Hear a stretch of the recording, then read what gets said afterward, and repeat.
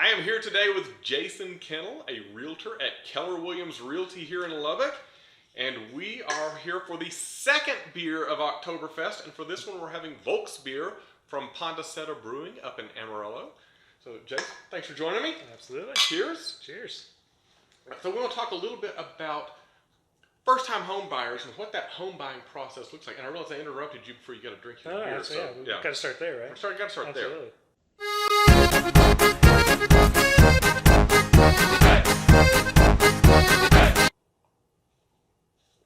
So that's good. So yes, first-time home buyers or home buyers that maybe haven't been through the process in quite a while. Right, because things have changed. Absolutely, things change, but also, we do this every day, so it seems like normal for us. Right.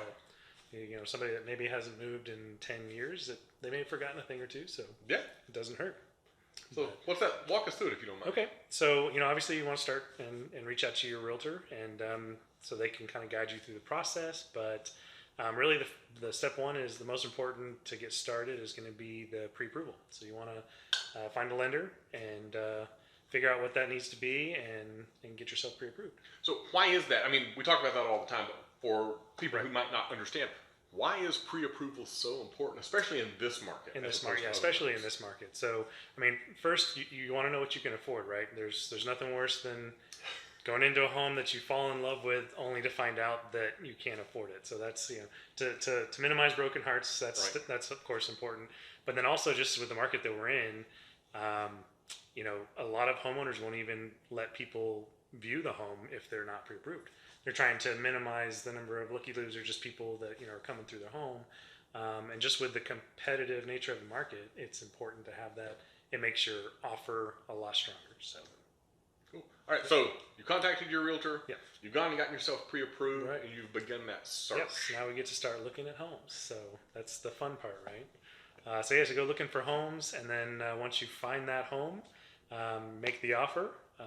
There's obviously a lot of steps kind of involved in that process, but assuming you win the bid and you get become under contract, then really the next phase kind of rolls into what's termed an option period. It's kind of Texas is one of the states that has that. Not all the states have that, but basically it's a negotiable item, but for a set number of days for a set amount. Usually it's around $100 for say 10 days. But then you basically have this option period, and it gives you time to have the home inspected. You can, if you need to view it again or whatever you need to do to get comfortable with moving forward with that home. You can basically, the whole point of the option period is you can get out of the contract and not lose your earnest money or anything else. You basically just lose the option fee of that $100 or whatever it is.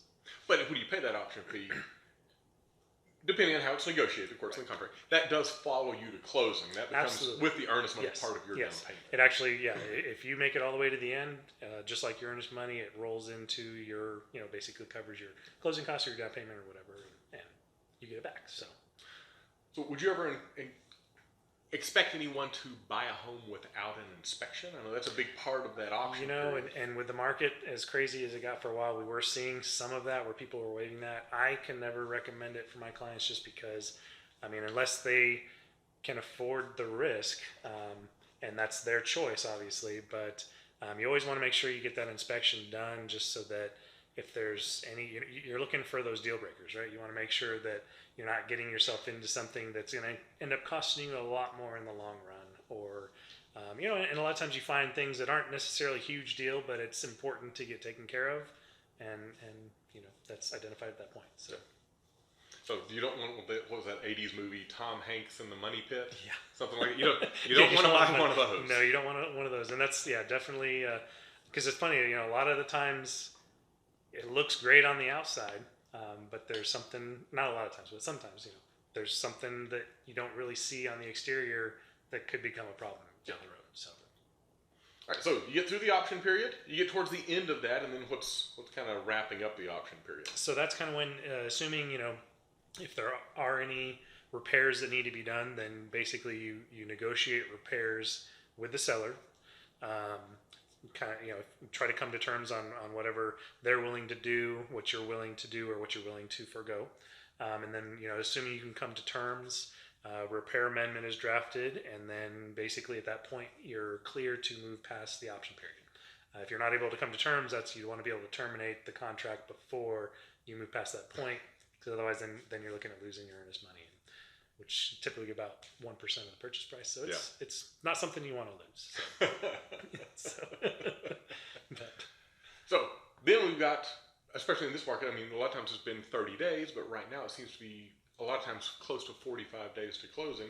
Right. Your option period was your first 10. What are you doing for that next 25 or 20 to 35 days? Right. So during that time, obviously the seller's going to be working on any of those repairs that you negotiated.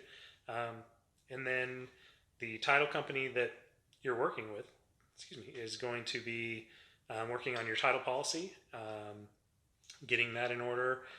Your lender, assuming there's a lender involved, sometimes even the homeowner will want basically the appraisal. The lender's gonna require appraisal. Sometimes just the buyer will want the appraisal. If it's a cash buyer, they could still do one. But basically, the appraisal is going to be ordered. The appraiser is going to come out and appraise the home, make sure that the value matches what they're asking for it. And so that's kind of that next step. And a lot of that stuff kind of takes time. And so that's happening between that day 10-ish to 30, 45, whatever. Right. And so yeah, then once we get past the appraisal, assuming, if there are issues with the appraisal, maybe it comes in low, there's a chance to negotiate with the seller again to see if you can come to terms with regard to that value. And assuming you can, then the next step would be, I guess really the last part would be the final walkthrough. Your agent will take you through the home, make sure, they haven't knocked through any walls when they were moving out or anything like that. No big surprises before they hand you the keys. But yeah, so that's really that last step. And then? Then we get to hand you keys to your new home. I mean, nice. That's the thing, as far as working with first time home buyers and often, the homeowners that just haven't done this in a while, the couple of things that's just my favorite is, when you get that contract accepted and you get to communicate that to them, just hearing the excitement in their voice, I mean, it's just great. And then of course, handing the keys over to someone and they're so excited to go move into their new house. So that's awesome. Start the new life in the new home. Absolutely. So that's a good time. Absolutely. Well, cool. Well, that is the home buying process with Jason Kennell from Keller Williams.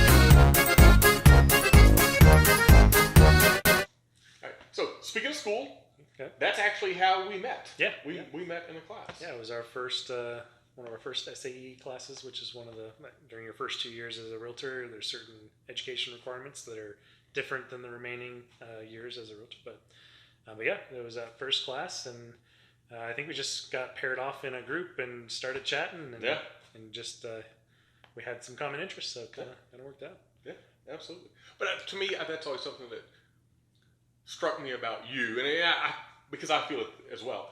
Education is incredibly important. Yeah. I'm always looking for something to learn. Right. It's not, I mean, and both of my careers are kind of heavily weighted in that. As an accountant, I had to take education all the time. But then there was even stuff that just if I'm not learning, then I get bored and I need to figure something new to learn. So it's important, and I mean it's important in our profession just because things change and you need to keep up with things because it's important. You're looking out for someone else, and so you need to have as much knowledge as you can arm yourself with to do the right thing. So yeah, I think that's exactly right. Having that knowledge that you carry forward for people who are doing a giant transaction, but don't have the time to research everything that's involved. It's a very complex issue. Yep. Yeah, tons of moving parts. So. Absolutely. All right, so you talked about living all over the place and not settling down that much. Well, how did you end up with Lubbock being? I mean, the whole country. You lived all over, so it could have been anywhere. It could have been Timbuktu or something. Right. No. So my wife's from the area, so she grew up in Muleshoe, a little town about an hour northwest of here, and yeah, so we have a 5-year-old, so we moved down here to be closer to family, just to kind of have a change of pace. Lubbock's unique in the the way the city is, the way it runs, the people in it. So it was kind of a refreshing change of pace for us, and but yeah, it was mainly to be closer to family and to raise our son. So. And Crystal joined you in real estate. She did. So she got her license. She's more mom right now than anything, but she does a lot for us behind the scenes. She's she's helping me a lot, keeping an eye on properties for our buyers. She can show when we have an excessive amount of showings that we need to do, things like that. But yeah, so she's been awesome and kind of having my back, and as we move on this adventure. So it's cool to have that partner in business Absolutely. and life at the same time. So that's cool. Yeah. So when you're not doing real estate, and I'm not sure when that is right now, right? right? What do you mean? In those few moments Yes, when those you're few not moments. actively involved in real estate, what do you and Crystal like to do? We like to cook a lot, so I mean we'll take turns kind of trying out new recipes, or we like to entertain, so we'll cook for friends and family and stuff like that. That's a big part of what we do. We have a 5-year-old, so that takes up a big chunk of our time. Yeah. So that's everything else is really little, real estate, child, and then tiny little sprinkle of other stuff. So, but yeah, and then it's like you, I'm big into tech stuff. So as far as hobbies go, I'm highly involved in that. I do, I code a little bit like you do, Mm-hmm. but I actually never did it professionally. Kind of. The whole reason I got into it actually was I had a problem at work, and we decided that was going to be the easiest way to solve it. And so a buddy of mine and we just started learning and ended up solving this problem. And So that's professional. Yeah, that's you professional. did it So for your it's profession. Yeah, it's a little bit. But yeah, it was fun, and actually I found out that I really enjoyed it. So it's just something I do now. So just on the side, just when I have time. But And I think you guys like books and movies. Books so and what's movies, the best yeah. book you've read lately, and what's the best movie you've seen? Lately I've been just reading a lot of real estate related, so I don't know that I can say a fun book that I've read in a while, but but I do actually. I've never read the Lord of the Rings, and so I'm actually planning one of these days. I'd like to. People keep saying how great it is and everything, so I was like, all right, I got to check that out. So I haven't gotten there yet, but as far as movies go, we my wife and I love the Marvel stuff, so we actually just redid from start to finish. I mean, it took us a long time, obviously, but we went back and started, and we did it in the chronological order, so it was just all the way through the storyline. But it's fun, but I like a lot of stuff she doesn't, so then I'm finding time to watch those movies is extra difficult. But, Sure. The mystery type kind of stuff and the suspenseful stuff, she's not into that. So, but yeah. Well, speaking of education and things that you are interested in, one of the reasons you got, as I understand it, one of the reasons you got into real estate was an interest in investing in real estate. Yes, absolutely. And I just it's looking for ways for the the planning for the future, looking long term, things like that. I obviously everybody kind of knows that real estate's a good investment, but Sure.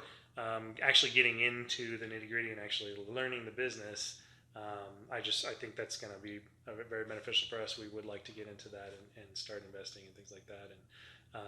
And I know that's something that you've been doing for a long Right. time. So it's definitely having access and the tools and the knowledge and just being in that environment. I think is a big help in that area. So That's cool. So we're looking forward to that. But, And I'll have a couple of interviews with investment people Yeah. coming up in the future too. So yeah, absolutely. something for you to watch. Absolutely. I'll check it out. So. Oh, yeah. Another thing we have in common is chess. Yes. And I think you've been teaching your son to play chess. Yeah, I have. So it was actually funny. When we got back into it, and you and I've been playing. I played with my brother-in-law a lot, and he's just watching me. He just came up to me one day and asked me to teach him. I was like, okay, yeah, let's do this. And for a 5-year-old, he's actually doing pretty well. That's cool.